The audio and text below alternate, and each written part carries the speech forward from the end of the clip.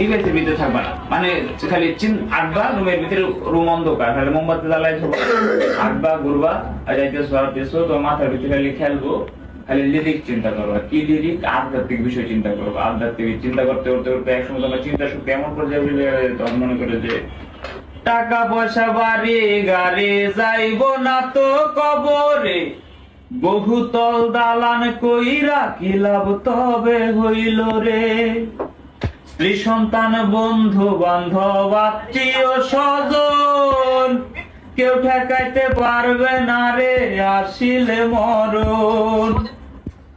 আসলে কেউ ঠেকাইতে পারবে না মরণ আসলে। দয়াল রে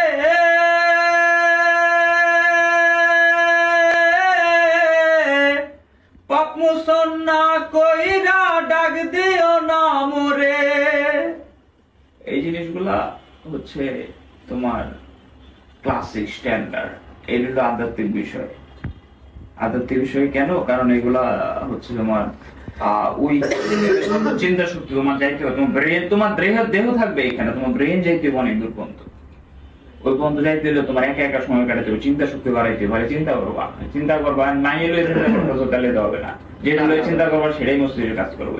তোমার লিরিক বাবা কেমন কোনটা লাইনে একটা লাইন লিখলাম, পরের লাইন দিলাম একটা, না এটা এর চেয়ে কি বেটার কিছু আছে কিনা, এর চেয়ে কি বেটার কিছু আছে কিনা, এটা লিখলাম এর চেয়ে কি বেটার কিছু আছে কিনা, এন্ড মাথা যাইলো তাই ভয় দিলে বারো লাইন গায়ে গায়ে লাগা না, নো, যেটা আমি আগে করতাম কিন্তু এখন না, গানই গাই না।